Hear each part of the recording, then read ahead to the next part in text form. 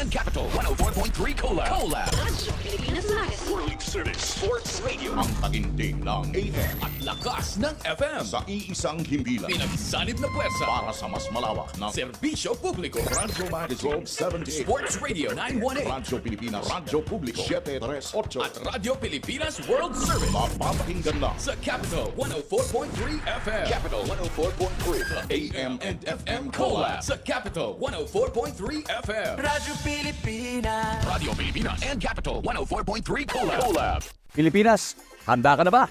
Ang ating million-peso question. Kapag may pumutok na bulkan malapit sa inyong lugar at sinabayan pa ng malakas na ulan, ano ang kailangan mong iwasan? Letter A, ex mong hindi ka naman pinahalagahan? Letter B, mga marites ng inyong barangay? O letter C, mga ilog at sapa dahil pwedeng magkaroon ng lahar? Kung C ang sagot mo, may tama ka. Delikado ang lahar o ang mabilis na daloy ng naghahalong abo ng bulkan at tubig. O, ngayon, alam mo na kung saan ka dapat lumayo. O sige na, lapit ka na kay X. Hashtag panatag ang may alam. Maging panatag Pilipinas. Ito ang Presidential Broadcast Service. Radyo Pilipinas. Radyo Publiko Ng bagong Pilipinas para sa bagong Pilipino. Naghahatid ng mahahalagang balita at impormasyon. Nag-uugnay ng pamahalaan sa sambayanan. Tulay sa himpapawid ng serbisyo publiko. Radyo Pilipinas. Radyo Publiko. Ang boses ng Pangulo. Sa Mega Manila 738. Radyo Pilipinas. Radyo Publiko. Time check, it's 7:35 in the evening. Alas 7:30 ng gabi na. Kinig nood na sa programang tampok ang mga viral topics sa internet. Vloggers ng Bagong Pilipinas. Vloggers ng Bagong Pilipinas. Alamin at unawain ang mga kwento sa likod ng mga paksang pinag-uusapan sa social media. Vloggers ng Bagong Pilipinas. Dito sa Radyo Pilipinas. Radyo Publiko 738. Ayun, no? Magandang gabi sa ating mga viewers, sa ating mga followers at subscribers at sa ating mga kababayan, no? Ngayon na namang gabi ay magsasama naman po tayo sa isang oras na huntahan para sa mga kwentong maabuluhan, no? At syempre, ihanda nyo na ang inyong mga live stream, mga social media platforms ninyo, no, para sa ating pagkukwentuhan ngayong gabi. Ako po ang inyong lingkod, si AJ13 Vlog, para po samahan niyo po kami sa aming programang naghahandog at nagbibigay ng kasiyahan sa ating mga kababayan, sa ating mga tagapakinig at sa ating mga viewers. So sa ating kasama ngayong gabi, yan po muli si Admin Rich. Magandang gabi sa iyo, Admin Rich. Yes, AJ. At napapanood din tayo sa Free TV at sa mayroong mga TV Plus. Nasa Channel 3 ng ABS-CBN at sa For the Box Channels 45 to 49 ng GMA7. Mapapakinggan din kami sa Radyo Pilipinas 738 kHz sa inyong AM band. Siyempre, nagpapasalamat din po tayo no? At syempre, nagpapasalamat din po tayo sa ating PCO, ito Presidential Communication Office, sa ating Secretary Dave Gomez sa kanyang pagbibigay sa atin ng opportunity na makapagprograma dito sa Radyo Pilipinas. At syempre po, ang ating mga kababayan mula sa Luzon, Visayas at Mindanao, at syempre sa Mega Manila. At also, sa ating mga subscribers, sa ating mga followers, at syempre mga kaibigan na OFW around the world. At syempre magandang umaga dyan sa US of A, especially kay Miss Wilma. At syempre dyan sa ating kaibigan na sa Ireland na si Jonathan Joaquin, no? Classmate, magandang umaga sa iyo dyan, no? At hindi rin tayo papauli sa mga kaibigan natin sa Australia, sa New Zealand, no? At syempre ang OFW mula sa Middle East, no? Especially ang aking mga naasama dyan sa Dubai, no? Ang Filipino Runners United at ang Filipino International Triathletes, no? Magandang gabi hapon sa inyo lahat diyan, no, sa Dubai, no. Sa iyo, Admin Rich, ano pang masasabi mo? Yes, AJ, no? At hindi pa pala ako nakabati sa aking usual na pagbati, no? Luzon, Visayas, Mindanao at maging sa mga kababayan po natin, mga OFW. Hello, kamusta po kayo? Tune in po kayo dito sa Vloggers ng Bagong Pilipinas, dito lang po sa Radyo Pilipinas. At siya nga pala, AJ, no? Nakalimutan ko kanina, ang Radyo Pilipinas ay mapapanood sa lahat ng social media platforms sa pangunguna ng Facebook live streaming ng Radyo Pilipinas at 104.3 The Capital. Yes, no. Ayan po ang ating kasamang si Admin Rich. At bago tayo dumiretso sa ating unang topic, no. Sa totoo lang, no, congratulations nga pala sa ating mahal na Pangulong Bongbong Marcos sa kanyang napamatagumpay na pagbisita sa UAE, sa Abu Dhabi, no. At nandun nga naging kasama niya sa mga pagpupulong doon ang presidente ng Dubai, no. Yun nga po, no. Sa mga balitang ganap mula sa pagbisita ng ating mahal na Pangulo sa Dubai, UAE, panoorin po natin itong video na to para sa mga buong detalye. Araw, Malacanang Press Corps. Kapakanan ng mga kasundaluhan, kapulisan at uniformed personnel, isa sa mga prioridad ni Pangulong Marcos Jr. Bilang bahagi sa mga hakbang ng pamahalaan para sa tuloy-tuloy na pagsulong sa kapakanan ng mga kasundaluhan, kapulisan at uniformed personnel o MUP, aabot sa 4.06 billion pesos ang inilaan ng pamahalaan para sa karagdagang 10,077 military at uniform positions sa iba't ibang ahensya ng pamahalaan para sa taong 2026. Magpapatuloy din ang salary increase at pagtaas ng subsistence allowance ng ating MUP, isa sa mahalagang sektor na binibigyang halaga ng pamahalaan. Ang adjustments ay bahagi ng pagkilala ni Pangulong Marcos Jr. sa ating military at uniformed personnel, sa kanilang kabayanihan, sa buhay na handang ialay para sa bayan, sa kanilang pagod upang masiguro ang kaayusan, kapayapaan at kaligtasan ng lahat, sa kanilang tapang, at higit sa lahat, sa kanilang sakripisyo para sa bayan. Sa ilalim ng 2026 budget, malinaw ang mensahe ng Pangulo. May gobyernong nakatindig para sa lahat ng ating kasundaluhan, kapulisan at uniformed personnel. Sa ating MUP, maraming salamat sa inyong serbisyo, sa inyong sakripisyo at sa inyong tapang at pagmamahal para sa bayan.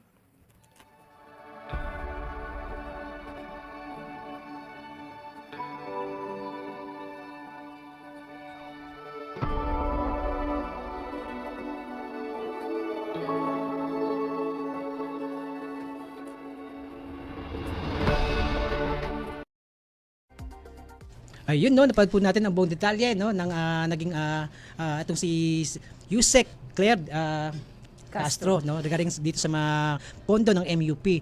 So, actually sa mga sinabi ni Secretary Yusek Claire, Attorney Claire Castro, na hindi lang naman talaga yung pondo para sa mga personnel, yung mga personnel na gagamitin nila, kundi pati sa modernization ng ng sandatahang lakas, no, at hindi lang din pati sa mga capabilities. Nandun din yung sa let's say development ng AFP at saka ng PNP, kabilang sa pagbili ng mga kagamitang sasakyan, teknolohiya at makatulong sa mas epektibong law enforcement at defense operations. Ikaw, Admin Rich, ano masasabi mo diyan? Siyempre, AJ, no, nakakatuwa yan dahil alam naman natin na ating mga kasundaluhan, no, mga men in uniform ay talaga namang sila yung nagbubuwis ng kanilang buhay. Sila yung mga bayani natin, AJ, no?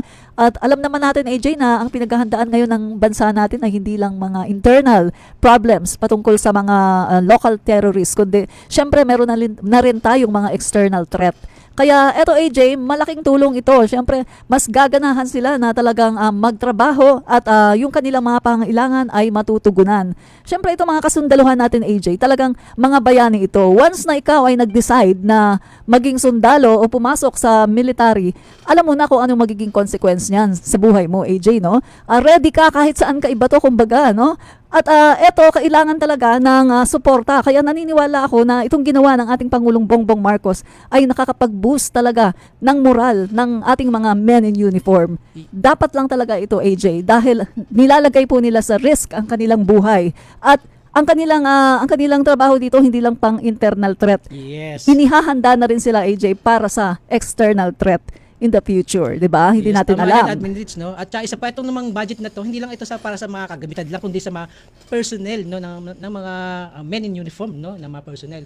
At isa pa, ito ay reflection lamang ng gobyerno na pinapahalagan nila ang ating mga men in uniforms dahil sa mga ginagawa nilang pagprotekta hindi lang sa ating bansa kundi sa ating mamamayang Pilipino. At syempre, kapag pumasok ka sa sandatahang lakas, PNP man yan, AFP o Philippine Navy o Marine, dapat bilang isang kasundaluhan o men in uniform, ang iyong ang target, yung pag-iisip mo ay yung ang tawag ito, yung katapatan, yung mindset natin, loyalty ay nasa gobyerno, hindi nasa outside forces. Kasi kapag ikaw ay nasa outside forces, yung loyalty mo, meaning dapat umalis ka na rin sa iyong kinabibilangan na kumbaga bilang loyal sa ating batas, sa saligang batas, dapat ay umalis ka na dahil hindi ka na nararapat na magstay o manungkulan pa dahil ang mangyayari diyan ay magiging traitor ka na lang para magbigay ng mga informasyon sa mga outside forces o sa mga outside na kalaban ng gobyerno ng mga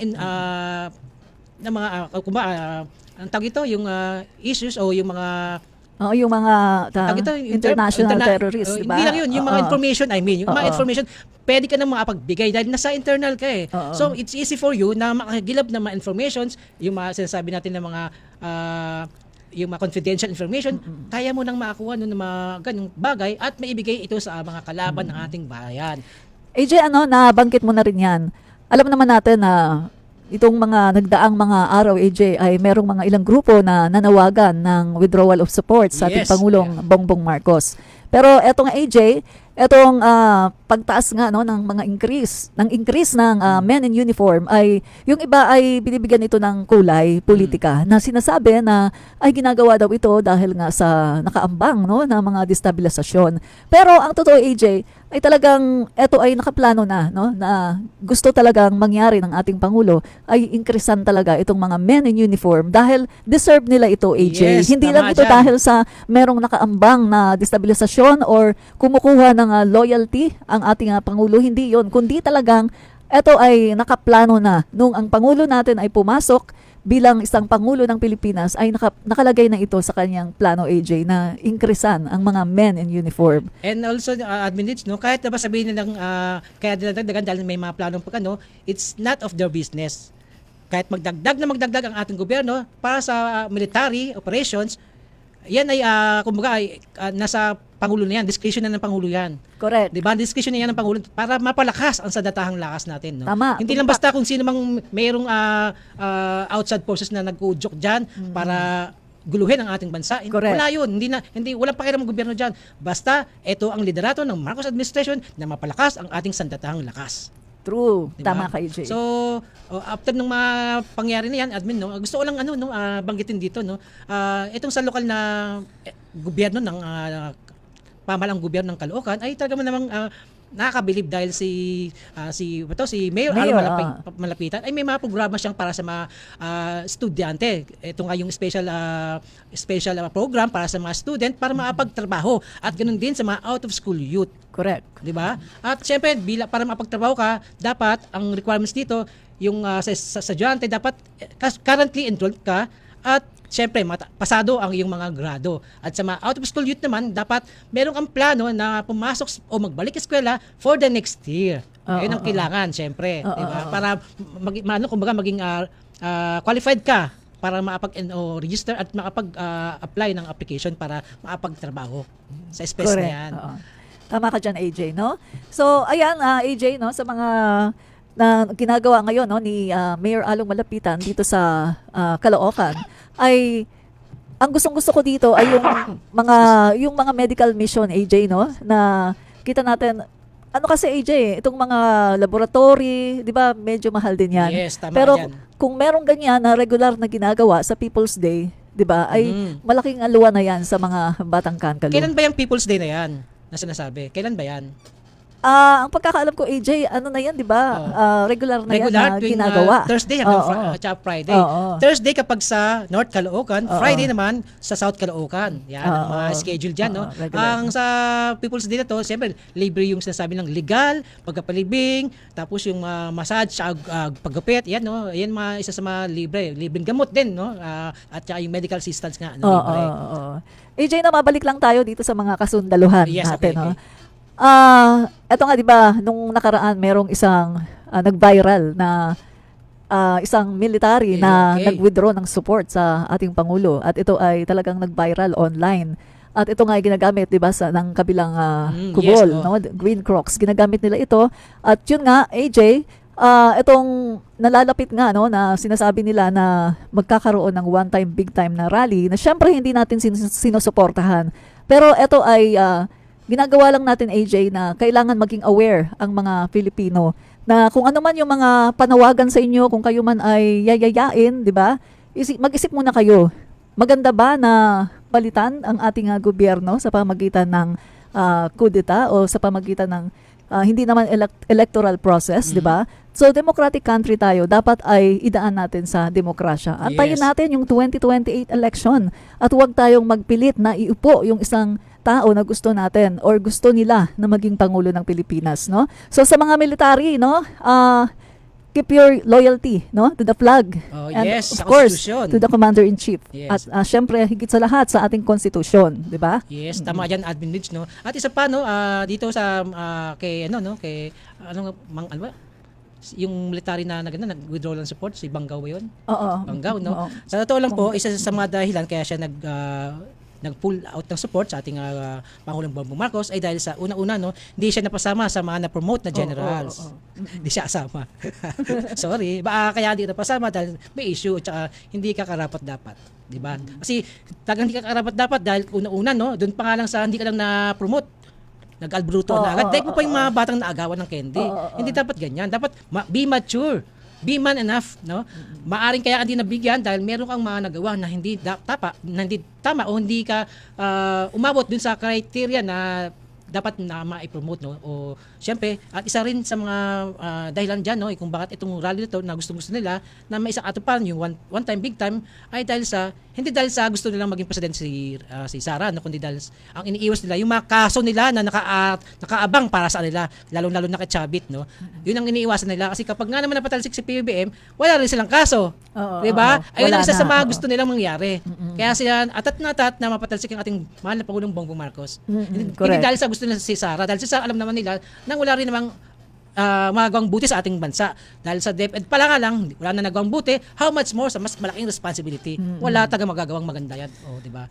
Correct. Yeah. Correct, AJ. Yes. No? Pero syempre, ang sinusulong din yan, no, ng mga Green Crocs dahil alam nila na kapag naupo sa yung biglang nagbago yung gobyerno, Yes. lahat ng mga investigasyon ay matitigil yan. At yung mga kaalyado nila, syempre, AJ, no, na nasasangkot dito, syempre wala ng kaso yan. Yun Hindi nga, na diba? matutuloy. Kaya Tama. talagang ginagawa nila yan ngayon dahil ang investigasyon ay talagang lumalapit na sa kanila. Kita natin na yung mga na-implicate ay halos mga kaalyado Kung sila nila. yung maingay, AJ, sila pala yung no? mayroong mga Oo. kasong nakaabang na sa nila. Oo. Diba? Mabanggit ko lang, AJ, no, konting ano lang, sundot lang dito.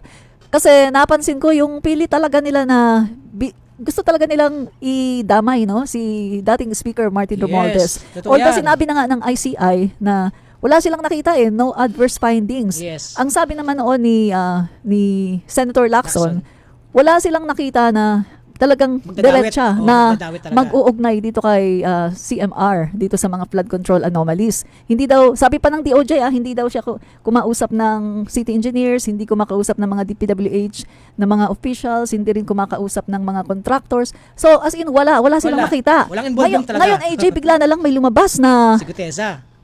hindi, yung itong bago AJ, ito no, na ang sinasabi, bumili daw si dating Speaker Martin Romualdez ng bahay Oo. at ginawa daw front si Diskaya na Oo. isang nakakatawa.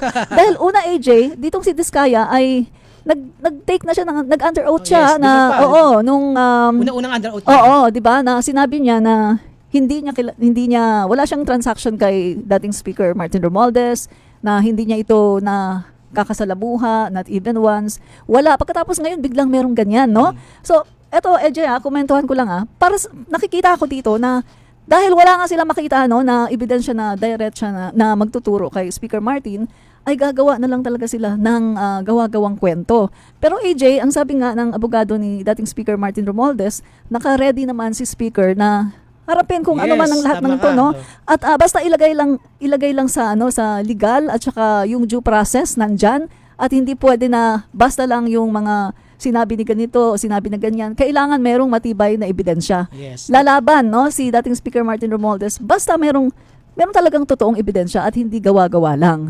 Yes, AJ. tama ka dyan, Admin Rich, no? Dahil sa, kahit naman sa Supreme Court o kahit sa ang korte, inuuna nila yung ebidensya. Kasi without the evidence na substantial evidence, wala rin namang mangyayari. Oo. Diba? So, sasayang ka lang ng pondo, ng pera mo, ng time, and everything, no? Kasi, una-una, ano ba talagang ang gustong mangyari ng nagsasakdal sa isinasakdal? Ano ba talagang gusto nilang mangyari? Kasi dapat merong solid evidence, concrete evidence para kahit paano ay magkaroon ng katuturan yung isa ng pamungkaso. Oh, tsaka AJ, ito of all people, yung mga Diskaya pa talaga ang gagawin niyang front, Yes. 'di ba? Ito kanino ba malapit yung mga Diskaya, 'di ba? Sa Duterte.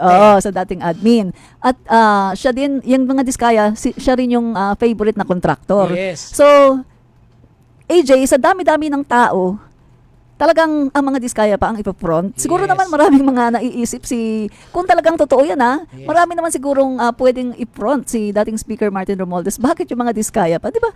Talagang nakakatawa isipin, di ba, AJ? Yes, tama dyan, Admin kung Rich, no? ang mga diskaya, hindi naman niya kilala, wala naman siyang direkta na relasyon Yes. at hindi naman niya paborito na kontraktor. Sa past administration yan, pagkatapos biglang ibabato sa kanya. Tapos AJ ang sabi ni Diskaya dati, di ba, 2016 sila nag-umpisa tama ka sa dyan. DPWH. Samantalang itong si Speaker Martin Romualdez, 2023 lang talagang nagkaroon ng budget, di ba, ang Marcos Yes. admin, kasi 2022 sa Duterte admin Yes, yan. tama ka dyan. And then 2024 and 2025, yung pagdating ng 2025 AJ na hold yung Yes. budget, hindi yun na nagamit Na-push, oh. AJ, no? Hindi yun na-push yun. Kaya nga ang pagkakatanda ko noon, si Senator Amy Marcos ay nagalit noon sa Malacanang na bakit daw ang Malacanang ay hinuhold yung budget. Kasi nga nakita ni PBBM na, oy, merong ano dito may mga Tama anomalya. dyan, tama So dyan. hindi niya ipinalabas yung budget.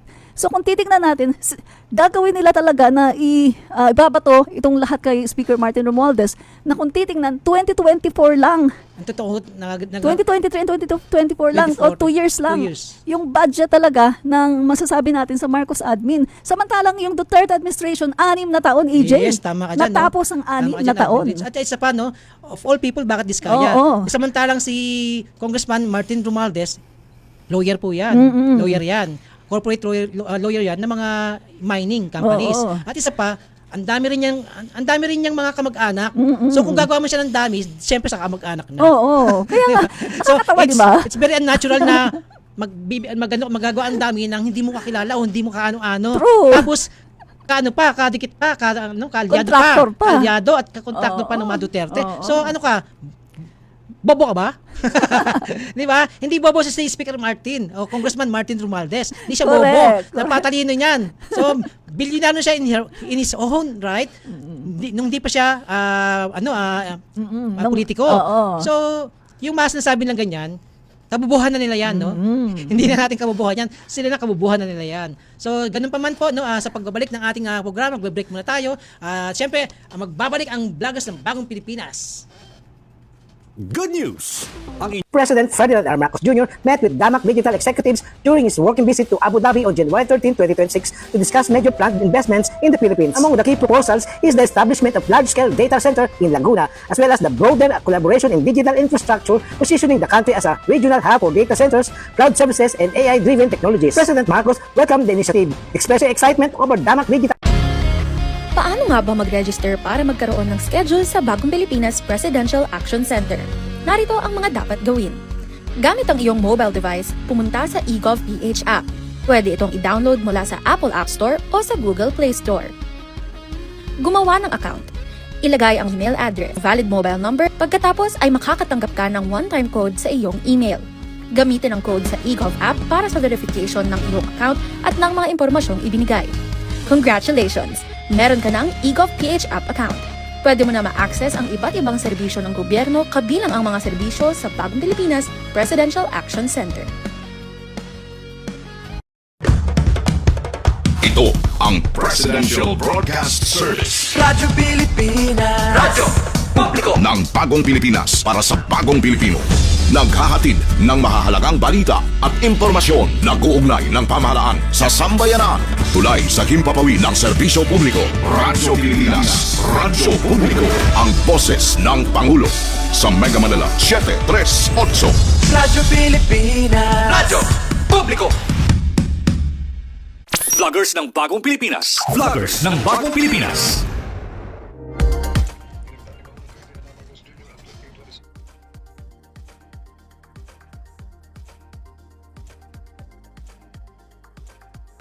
Yun, no, nagbabalik ang vloggers ng Bagong Pilipinas, no. Admin Rich, sa dami ng ating napag-usapan na agad sa unang sultada pa lang ng ating programa, no. So ganun pa man, Admin Rich, ang dami nating pwedeng pag-usapan. Pero sa totoo lang, sa dami nito, limitado lang talaga mapag-usapan natin. Ikaw, Admin Rich, ano yung mga naisip mong pag-uusapan natin? Ay naku AJ, napakarami, no? Tungkol sa yung trip ng ating Pangulo. Yes, no? tama ka BBM. dyan, no? Yan, AJ. Meron ba tayong video dyan, AJ, para dyan? Yes, no, yan po ang panonoodin natin. So, watch this, no, yung video na para sa buong detalye. President Ferdinand R. Marcos Jr. met with DAMAC digital executives during his working visit to Abu Dhabi on January 13, 2026 to discuss major planned investments in the Philippines. Among the key proposals is the establishment of large-scale data center in Laguna, as well as the broader collaboration in digital infrastructure, positioning the country as a regional hub for data centers, cloud services, and AI-driven technologies. President Marcos welcomed the initiative, expressing excitement over DAMAC Digital's plan to build what could be the country's largest data center. He assured the company of government support, emphasizing that digital infrastructure is a priority sector under the administration's development agenda. DAMAC Digital, a Dubai-based data center developer and operator under the DAMAC Group, is expanding beyond the Middle East to support next-generation technologies, including the artificial intelligence. Ito si AJ Turtle Vlog ng Vloggers ng Bagong Pilipinas, nag-uulat para sa Radyo Pilipinas.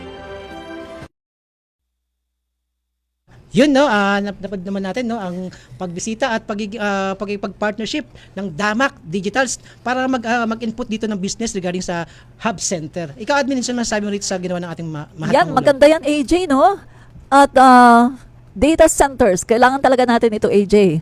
Dahil yung alam naman natin yung internet natin, di ba, ay medyo mabagal.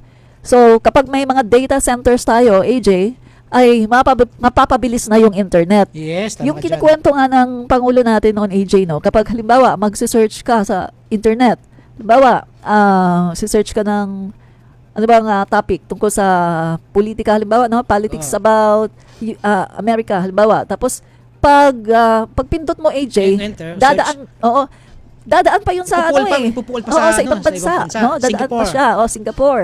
Tapos, paprocess pa yun, saka mo makukuha yung sagot mo. Yes. Samantalang kapag may data centers daw tayo, direkta na siya, AJ. Yes, mas direkta mabilis talaga siya. na yung pag-search natin. At mas magiging maganda, no, yung ating internet service kapag meron tayong sariling data centers. Yan. Yes, at isa pa, Admin Rich, hindi lang sa magkaroon tayo ng pinakamalaking data hub centers dito sa ating bansa, kundi employment ito. Oo. Yan. Trabaho para sa ating Ekonomiya. mga mamayang Pilipino. At dyan po sa Laguna, San Pedro, Laguna ba? Oo, San Pedro, Laguna. oo, ekonomiya yan. Itatayo ng DAMAC. Ang kanilang first na sa Asia na hub center, no? Oo, Itong DAMAC Digitals, no? So, importante na magkaroon tayo ng mas malaking ganyang klaseng data hub center.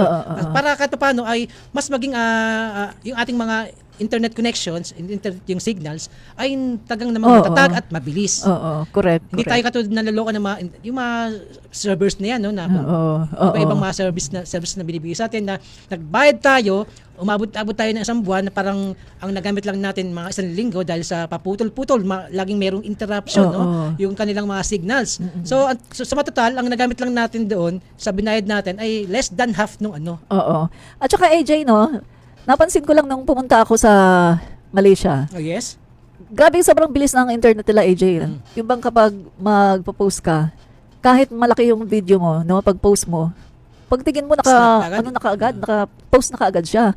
So, doon, AJ, nagulat nga ako kasi sabi ng friend ko, ay, ganyan lang yung internet namin, napaka-mura, AJ, murang-mura. Pagkatapos pare-pareho siya ng bilis. Dito kasi sa bansa natin, di ba, sa Pilipinas, merong kapag ang kinuha mo, halimbawa, ang plan mo ay nasa 500 o kaya 750 o kaya merong 2,000 o may 5,000, mas mababa yung Mas plan mo, mabagal. mabagal.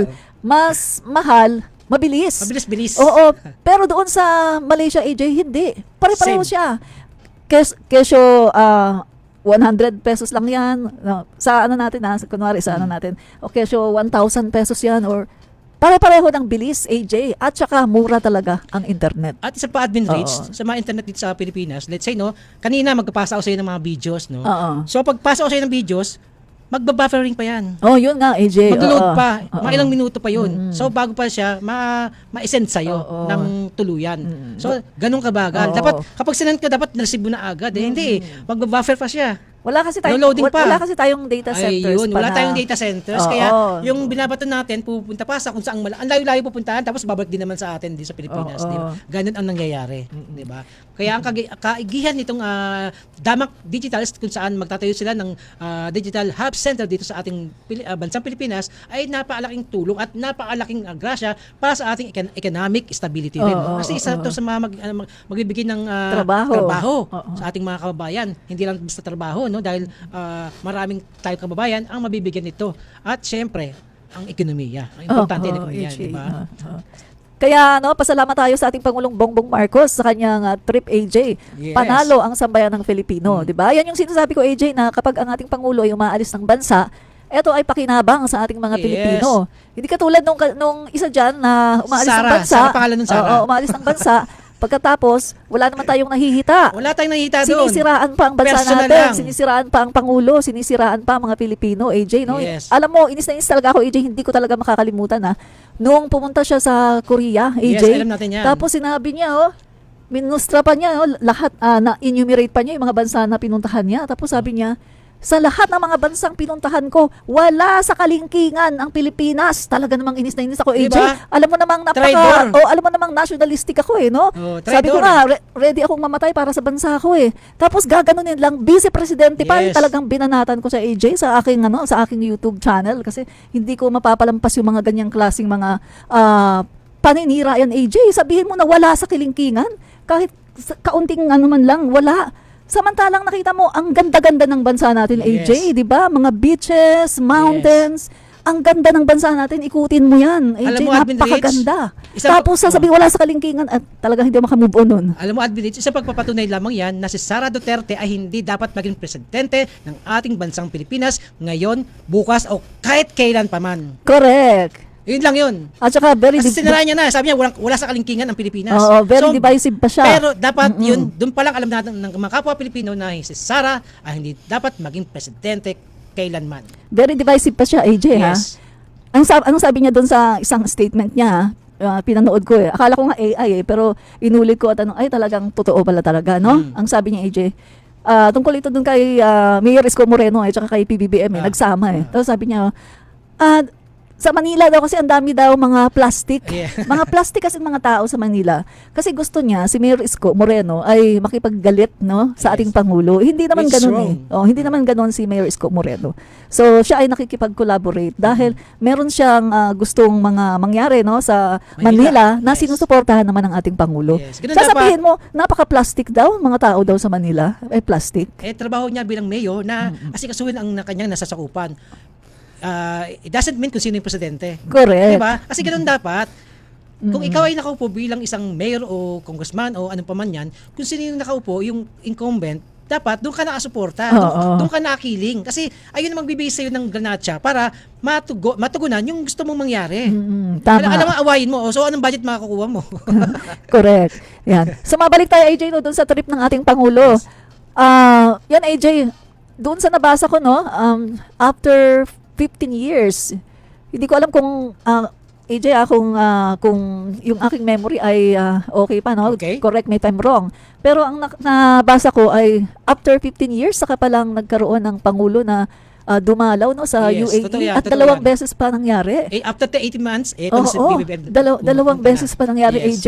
At etong pag-visit niya sa UAE ay nagbunsod ng talagang maraming Connection, tsaka lahat ng connection, collaboration. friendship, Yeah. at saka patungkol sa ekonomiya natin, Yes. at saka low tariffs, Yes, AJ, totoo yan, sa mga free trade. Oo, maganda itong Nagkaroon talaga ng free trade ginawa agreement. ng ating Pangulo. Talagang ang Pilipino ay marami tayong kapakinabangan dito sa kanyang trip. At hindi lang yun. May mga kababayan tayong nakakulong Oo. ang pinalaya. 200 plus. 200 plus. Oo. Dahil sa yung partnership at pagkaibigan ng ating mahal na Pangulo sa presidente ng UAE. Oo, correct, Isa yun sa AJ. mga importante na magkaroon ka Oo. ng magandang relationship sa mga bansa na tingin mo ay magkakaroon tayo ng magandang ugnayan. Correct. Yes. Tama ka, AJ. Admin Rich, dahil sa mga ganyan, ang dami nating napag-usapan, mapunta tayo, ito rin, tungkol na naman to si KPBM sa kanyang pagbisita sa UAE. Panoorin po natin ang buong video.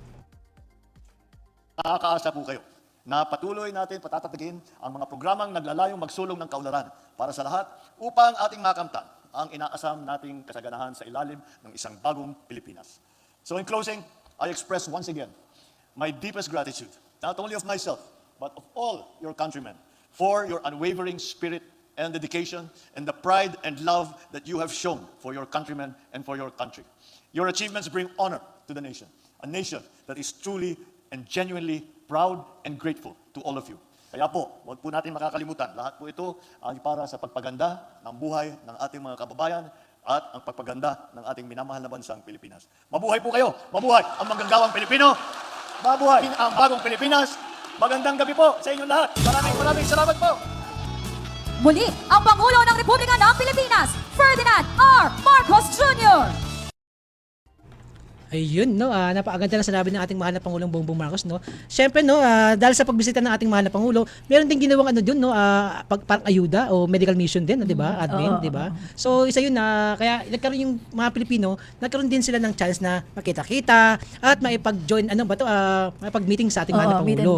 Meet and greet. So, napaka-importante niyan na nakikita ng ating mga kababayang OFW na hindi sila nakakalimutan ng ating gobyerno sa kanilang let's say ang mga OFW isa sa tumutulong sa ating ekonomiya. Correct, diba? AJ. Ikaw, Admin Rich, anong Yes, take mo AJ, rito? no? Meron pa nga isa na medyo napaiyak siya kasi nga, yung ang sinasabi niya na kahit na malayo sila ay talagang yung Pangulo, no? Tapos andun din si First Lady, ay talagang nandun, pinapakita talaga yung pagkalinga sa mga OFW.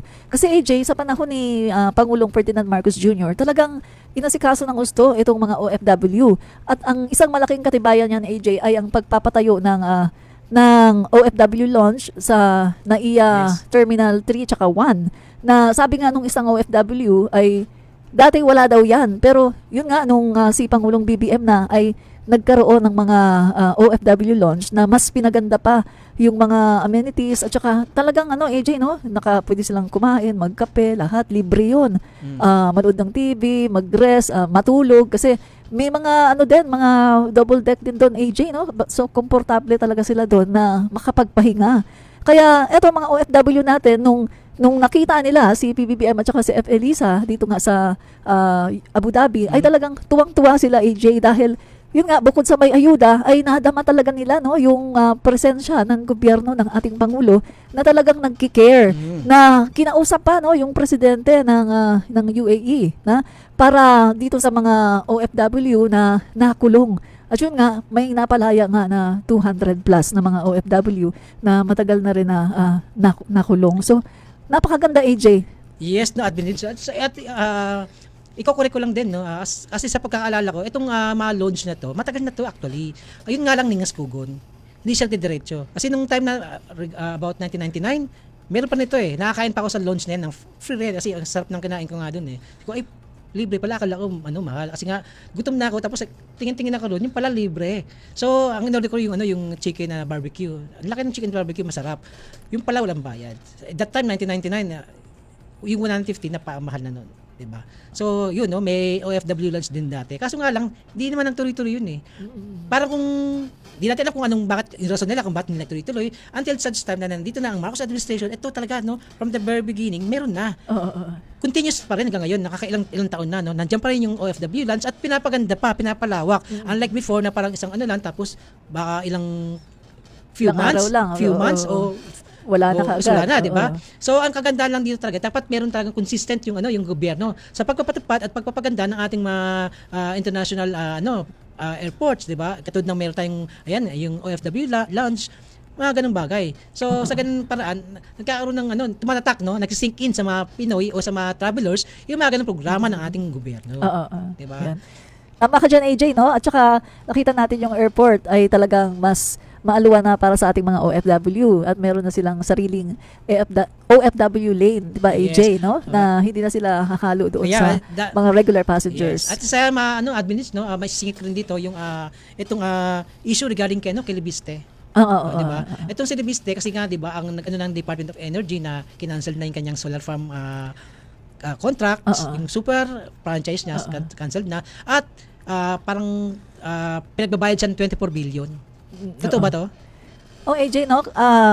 Nakita ko lang yan sa balita, no, na siya ay pinapasagot siya, no, sa napakaraming mga question sa kanya kung anong nangyari, kung bakit niya ibinenta ito. Kasi ito, AJ, hindi ito dapat na ibinenta na basta-basta na lang. Kasi alam naman natin na bago ka maka-acquire ng franchise, kailangan mo ng approval ng Congress, no? At saka ng Senate.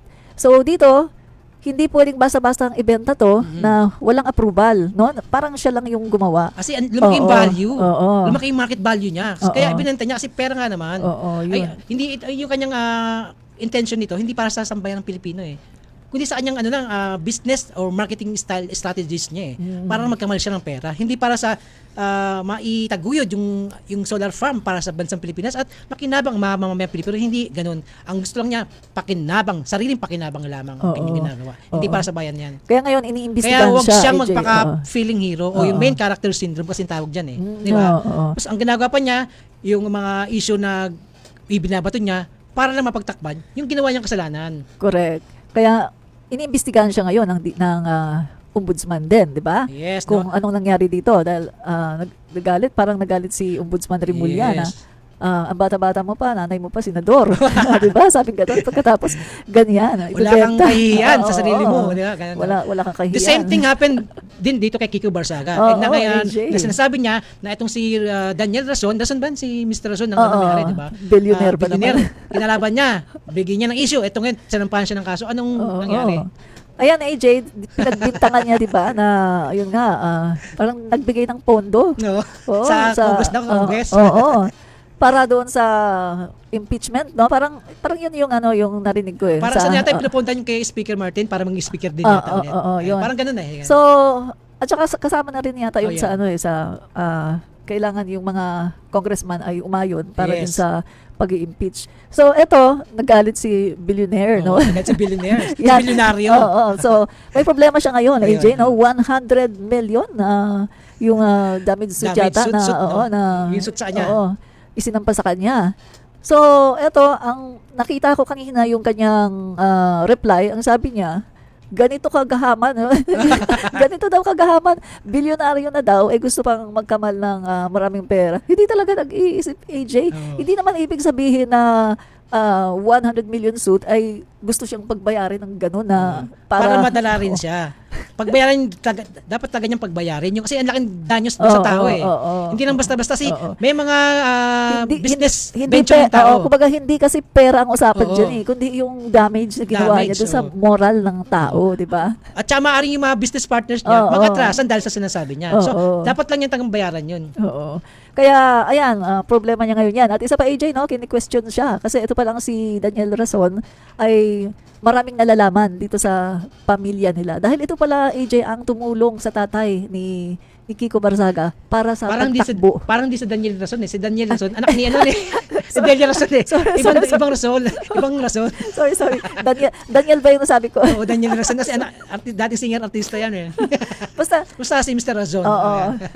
Sorry, mali pala yung aking nasabi, no? Buti naalala ko, anak ni Daniel Rason yan. Yan. So, minsan talaga no kapag ganito na live, no, may nasasabi tayo na so maganda yung kinokorek agad. So, yes, ayan, AJ, yung sinasabi ko nga kanina na ayan, kinasuhan siya, AJ. Ito ang gusto pang kini-question siya kung paano nila na-acquire yung kanilang kayamanan. Yes. Kasi ito pa lang si billionaire Rason ay may maraming nalalaman tungkol dito sa buhay ni na Barsaga kasi siya pala yung tumulong dito sa tatay yumao na yung tatay siya yung tumulong para sa kanyang pagiging kongresista. Kasi dapat kung meron lalabanan, piliin mo. Alam niya kung saan nanggagaling yung kanilang mga wealth. Yes. Kaya yan, magiging problema yan ni Kiko Barsaga. Hindi lang, ng buong pamilya Barsaga. Pati pamilya damay. Kasi paano nila yan sasagutin, no? Lalo na kapag tinanong na, saan ang galing ang inyong kayamanan? Dahil dyan, administration, wala tayong time, no? Ang yung huling say sa mga ating mga nanonood. Tapos na agad tayo. Yes. Okay. Gusto ko mabukas pa tayo. Kaya sa mga kababayan po natin sa mga OFW na nanonood at nakikinig sa vloggers ng Bagong Pilipinas, palagi po kayo mag-tune in every Thursday po 7:30 to 8:30 ng gabi at pati na rin po pag Sunday 7:30 to 8:30 din po ng gabi. At saka paki-follow na rin po, subscribe ang aking YouTube channel Admin Rich at ang aking Facebook page Admin Rich Admin TV. At saka yung Admin Rich ko na original ay babalik na sa April. Matatapos na yung kanyang suspension. At saka yung aking TikTok. Laya na. Oo. Yung aking TikTok, paki-follow na rin po. No? Yes, So marami pong salamat. At kay Florsita Nakay at kay Amir Ruzul, maraming salamat sa palaging panonood at saka pag-share. Ito po si Admin Rich, commentarista. Yes, no, Admin Rich. At ito naman ang inyong vlogger ng Bagong Pilipinas, si AJ13 Vlog, no? Tapos na naman ang ating isang oras na untahan dito sa ating programa. Kaya next week, kita ulit tayo tuwing 7:30 hanggang 8:30 po ng gabi.